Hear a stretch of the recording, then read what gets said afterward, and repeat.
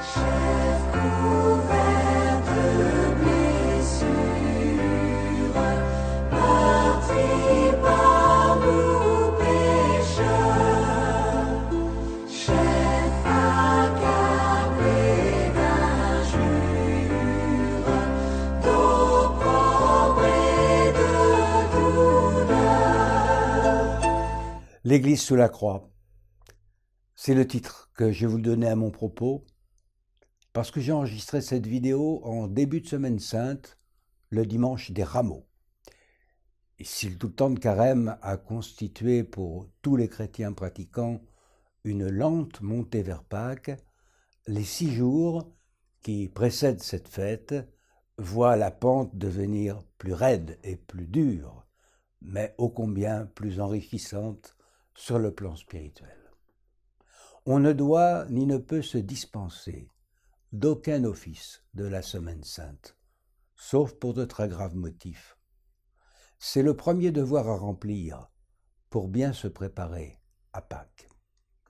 Et à ce propos, je voudrais remercier le gouvernement, une fois n'est pas coutume, de nous avoir permis de continuer à célébrer nos services religieux.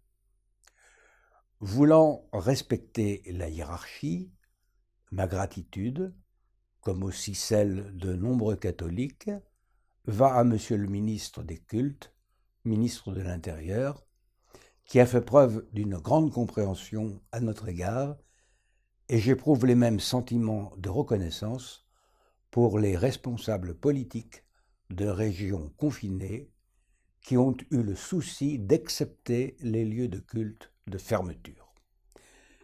C'est pourquoi je m'étonne, sans accuser personne, qu'aucune dérogation n'ait été donnée pour la vigile pascale, une des plus belles liturgies chrétiennes, moment solennel puisque des adultes présentés au baptême reçoivent ce sacrement cette nuit-là. Peut-être n'est-il pas trop tard pour réparer cet oubli, dont je n'accuse personne, en tout cas pas Monsieur le ministre des Cultes. Je vais même aller plus loin. La République nous a habitués à la solidarité ministérielle. Pourquoi pas? C'est un système comme un autre, mais il impose à tous les ministres, au premier d'entre eux et même au président, une loyauté sans faille, un véritable esprit d'équipe. Or, des questionnements sont apparus ces derniers temps. Je pense qu'il ne m'appartient pas d'entrer dans les détails, mais simplement, au nom de la simple morale, je crois qu'il faut maintenant juger un ministre ou n'importe quel responsable politique sur ses paroles, actes et écrits, en faisant abstraction des autres personnes censées faire partie de son groupe et le soutenir. J'y reviendrai. Pour le reste des questions spirituelles, on peut aisément constater que les paroisses de notre diocèse, en l'occurrence Paris, se sont adaptées de toute leur bonne volonté aux horaires imposés par le couvre-feu, fort heureusement reculé d'1 heure, et là encore, merci à notre autorité de tutelle. Un point important, lié à la pratique religieuse régulière, le recours à la confession. Quelles que soient les difficultés que vous pouvez avoir avec le sacrement de pénitence, il est de votre devoir de catholique de vous y présenter, même si vous ne savez pas ce que vous pourrez dire. Sachez que le prêtre qui vous attend est d'abord un frère avant d'être un juge par délégation. Frère, il est pécheur comme vous et éprouve peut-être les mêmes problèmes que vous devant ce sacrement. Il commencera donc par vous aider et échangera au niveau auquel vous-même, en toute liberté, vous vous placerez.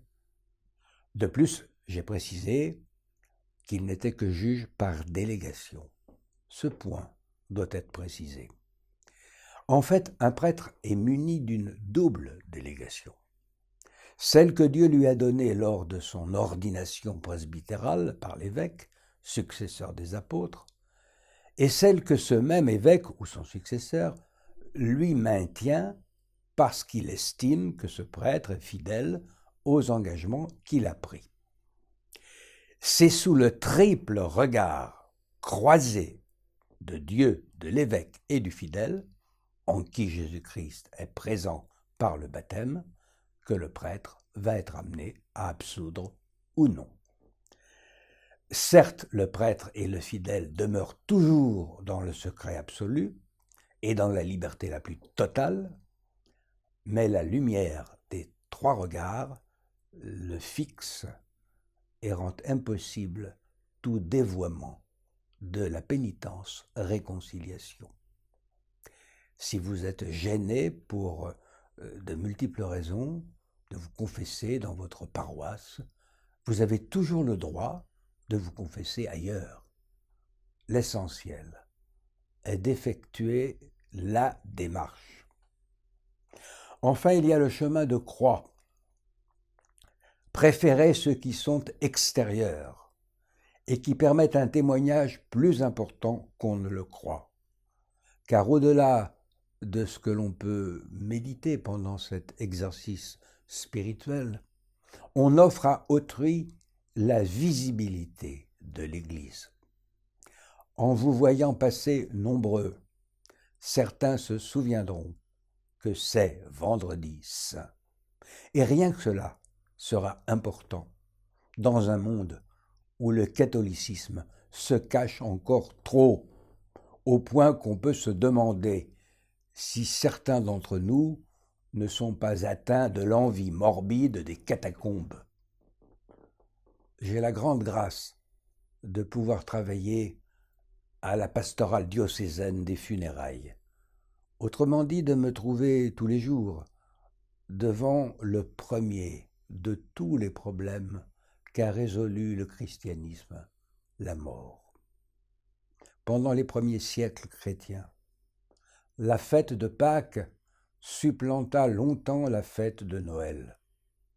Le cœur du message chrétien est la foi à la résurrection du Christ dans un corps, une réalité différente de celle que nous connaissons sous ce nom, mais le signe incontestable que l'espérance chrétienne ne se réduit pas à une fusion indifférenciée des âmes, mais à une transformation d'une vie qui reste toujours individuelle, qui laisse entrevoir l'espérance de retrouvailles avec les êtres aimés.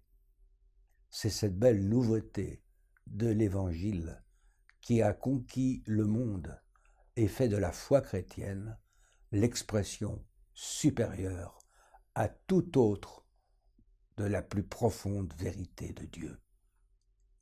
Le christianisme a donc pour vocation d'être la religion de tous les hommes.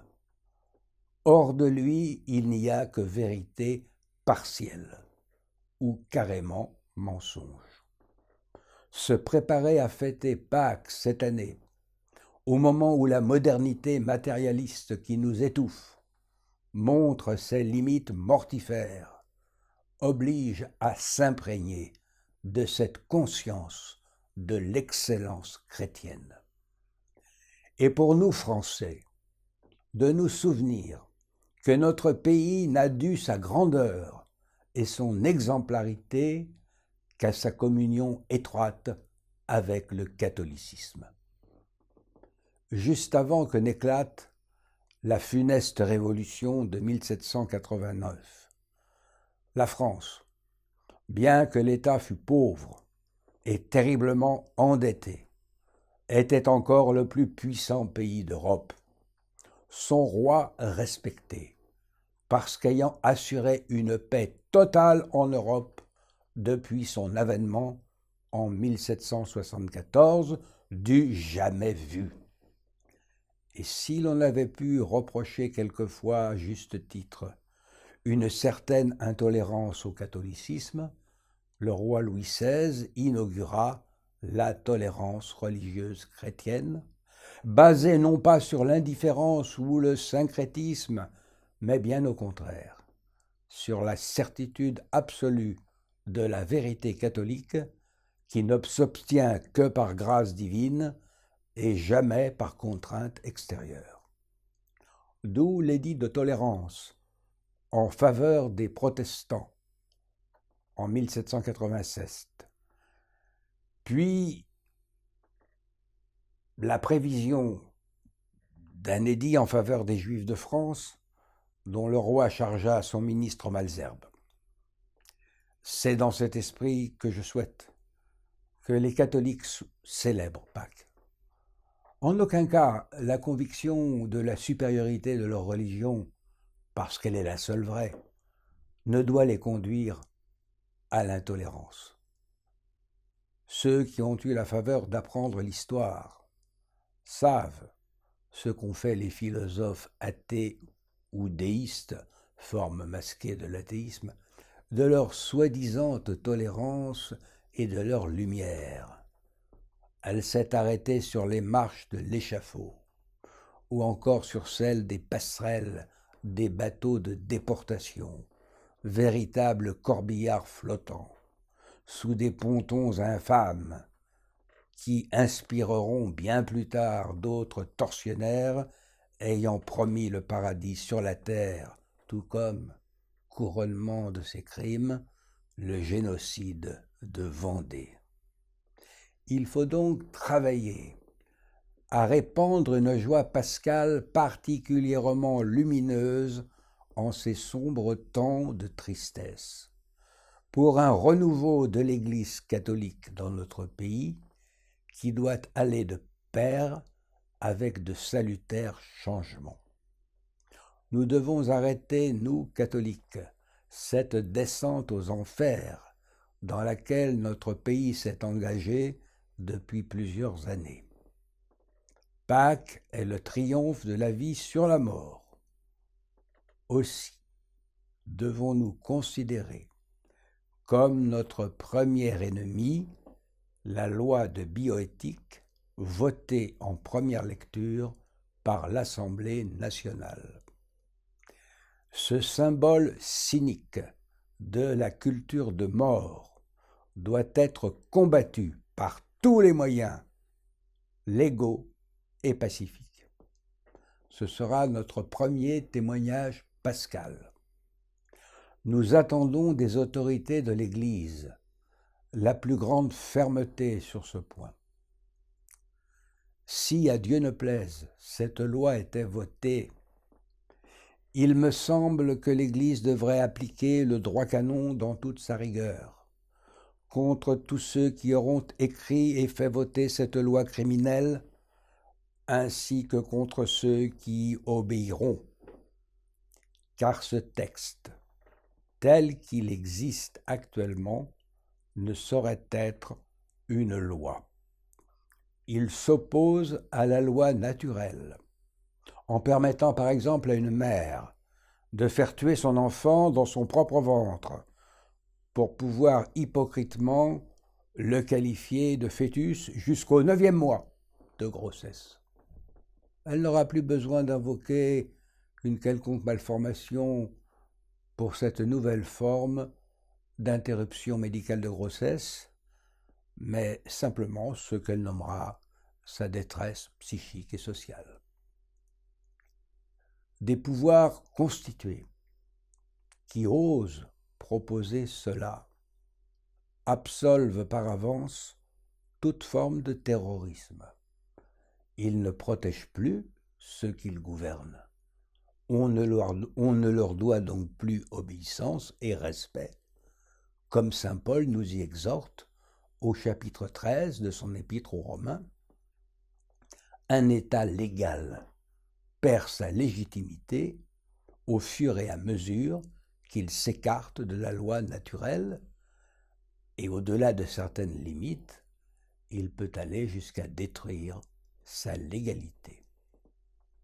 Et je rappelle que cette loi veut ôter le principe de l'objection de conscience pour les personnes qui ne voudraient pas obéir. Et ceci m'amène tout naturellement à la grave question de la liberté religieuse. Le chef de l'État a choisi une méthode pour traiter de cette question que beaucoup n'approuvent pas, je dis clairement que j'en fais partie. Il est cependant soucieux, à juste titre, des risques de séparatisme communautaire que font courir certains membres de la communauté musulmane de France. Mais il touche à la loi de 1905 sur la séparation des églises et de l'État, pénalisant injustement ceux qui ont fait les efforts nécessaires pour s'y adapter, les juifs, les protestants et les catholiques. Et cela sans pour autant satisfaire les musulmans, dont certains ont clairement manifesté leur opposition. D'autres ont accepté, mais personnellement, cela me laisse perplexe, parce que je ne vois pas de mention explicite de l'abandon de la charia, mais j'ai surtout la désagréable impression qu'au plus haut sommet de l'État, on se refuse toujours à regarder l'islam en face, et qu'on continue à vouloir en faire une religion comme les autres, ce qu'elle n'est absolument pas. Et je désire m'efforcer de rester au niveau d'appréhension du problème par un État laïque. Il ne s'agit pas de disserter sur la vérité religieuse, mais sur la réalité d'un système idéologique qui comprend certes une religion, mais aussi tout un ensemble culturel et juridique qui rend tout simplement impossible son moulage dans la loi de 1905, même en fin de compte modifiée. Cela dit, je me bornerai à donner un point de vue catholique sur la loi sur le séparatisme, votée en première lecture par l'Assemblée nationale, et cela n'engagera que moi, comme tout ce que je dis dans ce blog. Chaque religion dans ce pays possède un caractère propre. La véritable tolérance, comme le respect des consciences, commande d'en tenir compte. Mais encore faut-il avoir une certaine connaissance du fait religieux. Or, sur ce point, existe un réel problème en France avec beaucoup de nos politiques, tous partis confondus. Dans les années 1980, j'ai eu la grande chance de rencontrer Simon Nora. Il dirigeait l'ENA et défendait à juste titre son institution. Mais il regrettait profondément l'ignorance religieuse de la grande majorité de ses étudiants, d'autant plus qu'il les savait appeler pour certains d'entre eux à diriger la nation. Lui-même me disait, et il l'a répété publiquement devant plusieurs personnes au cours du dîner qui eut lieu après notre conversation, qu'il suivait régulièrement des cours de théologie avec un rabbin et qu'il souhaiterait voir un jour des cours de religion à l'ENA, précisant, avec mon accord préalable, qu'en tant que pasteur luthérien, ce que j'étais à ce moment-là, j'étais prêt à y participer et qu'il demanderait la même chose à un prêtre catholique. Malheureusement, il n'a pas pu le faire. Et je pense que cela explique beaucoup de choses pour l'ignorance actuelle de nos dirigeants en matière religieuse. Mais heureusement, pas tous. Et je reviens comme annoncé sur l'attitude de certains de nos ministres. Notre ministre des Cultes, M. Gérald Darmanin, a échappé au moule ENA, tant dans son article paru dans Le Figaro le 14 mars 2021 que dans son livre Le séparatisme islamique, février 2021, il défend loyalement la loi du gouvernement tout en précisant clairement les intentions de celle-ci.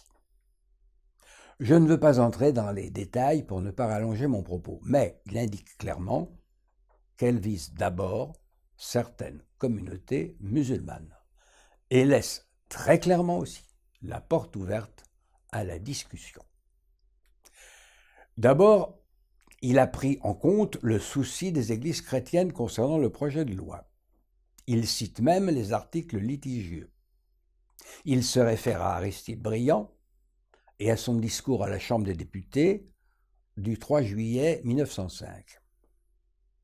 Dans cette phase du débat, il faut bien se souvenir que Briand, tout comme Jaurès, tout en défendant le principe de séparation, entendait sauvegarder la liberté de l'Église catholique, car c'est bien évidemment elle qui était visée. Combes et ses amis, tout en s'étant résolus à la séparation, entendaient garder la haute main sur l'Église catholique, quitte à la séparer du Saint-Siège. C'est ce qui explique le discours de Jaurès, véritable chef-d'œuvre d'habileté du 21 avril 1905. Et son étonnante formule « La France n'est pas schismatique, mais révolutionnaire ». Ce grand homme politique ne voulait pas rééditer l'expérience malheureuse de la constitution civile du clergé de 1790, lui qui pourtant se plaçait parmi les héritiers de la Révolution française. Je laisse à ceux qui m'écoutent ou qui me lisent le soin de découvrir ce discours qui inspira Briand quelques semaines plus tard et posa une première pierre à ce qui aboutira à l'accord partiel avec le Saint-Siège en 1924, qui a donné à l'Église catholique une existence légale en France et une liberté totale. Mais il faut alors rappeler que la loi de 1905 sur les associations cultuelles fut spécialement adaptée à l'organisation interne de l'Église catholique par un accord entre la République et le Saint-Siège. Se plaçant dans la tradition de Briand et en donnant son interprétation des articles qui font problème, le ministre invite ses contradicteurs à passer de l'interrogation inquiète à la discussion constructive. L'instance de Matignon, coprésidée par le nonce apostolique et le Premier ministre, existe. Le ministre des cultes en fait partie, ainsi que plusieurs évêques. C'est là, et pas ailleurs, qu'il me semble qu'il faut parler. Par ailleurs, dans son livre, notre ministre condamne la constitution civile du clergé de 1790 et l'intolérance révolutionnaire, voir la page 24. Mieux, il défend la liberté religieuse et refuse l'ingérence de l'État quand, par exemple, il se donne le droit de nommer les ministres d'un culte, voir la page 25. Je remarque aussi qu'il rend justice à Napoléon et à sa réelle pacification religieuse en France, et qu'il ose aborder avec vérité la délicate affaire de la reconnaissance du culte juif dans notre pays. Car la Révolution n'avait strictement rien réglé. J'ai entendu des propos insensés sur ces lignes, accusant l'auteur d'antisémitisme. Ceux qui les ont tenus ignorent totalement les conditions dans lesquelles se posait cette question en 1806. Comme d'habitude, ceux qui font passer leur idéologie avant la réalité historique font exprès de méconnaître l'esprit d'une époque. J'ai même entendu la lettre de Napoléon à son ministre de l'Intérieur, lettre qui n'était rien qu'un constat fait en 1806, interprétée comme étant la pensée de M. le ministre Darmanin. C'est ce qui s'appelle l'art de brouiller les cartes. Spécialité trotskiste, entre autres, pour préparer une révolution et discréditer un texte et un homme. Car l'intérêt de l'écrit du ministre est de montrer que l'empereur connaissait la religion juive et qu'il voulait sincèrement faire des juifs des citoyens français à part entière, tout comme les catholiques et les protestants. Mais il voulait éviter le communautarisme. Il nous rappelle aussi, toujours l'auteur de ce livre, M. Darmanin, les 12 questions que Napoléon posa aux Juifs et qu'on pourrait presque reprendre aujourd'hui pour les communautés musulmanes. Et c'est sans doute ce qui ennuie, pour des raisons différentes, ceux qui calomnient le ministre. Les Juifs firent quelques sacrifices, tout comme les catholiques et les protestants. L'usage montre qu'ils eurent raison. Le concordat dura un siècle, malgré des changements de régime politique pourtant très dissemblables, mais qui avaient tous le souci de l'unité nationale, point commun entre l'ancien régime et ceux qui suivirent la Révolution, et qui portent tous l'empreinte indélébile de l'œuvre de Napoléon, dont il faut célébrer le bicentenaire de la mort avec respect. Rien n'est donc encore perdu pour la liberté et la paix religieuse en France, si l'on sait agir avec intelligence et discernement. Un membre important du gouvernement montre qu'il est prêt au dialogue. Mais compte tenu des enjeux, il importe que tout soit accompli dans la plus parfaite loyauté. Et ce qui aidera grandement à cela, c'est l'effort de franchise qui va s'imposer de plus en plus au gouvernement sur la question sanitaire. Les Français en apparence soumis sont exaspérés par la manière dont cette pandémie a été traitée et continue à l'être par les autorités politiques directement concernées. Les hypothèses les plus folles circulent et des constats peu édifiants pour le gouvernement sont faits.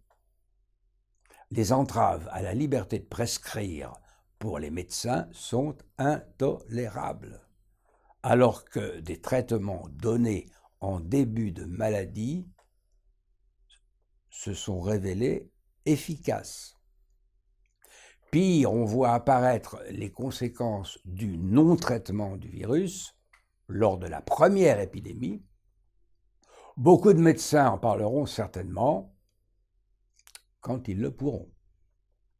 Et je pourrais continuer ma liste. Ce qui est certain, c'est qu'il existe une crise de confiance entre le peuple français et ceux qui le gouvernent. Et tant qu'elle ne sera pas résolue, elle pèsera sur tout dialogue entre l'État et les représentants de la population. Dans la lumière de Pâques, aucun chrétien ne peut souhaiter la politique du pire. Rien de bon ne peut sortir d'une révolution ou d'une guerre civile. Même un mauvais gouvernement leur est préférable, pourvu qu'il demeure un gouvernement non esclave d'idéologie, autrement dit, un esquif capable de naviguer à vue, ne tenant compte en l'occurrence que du bien commun, français et européen.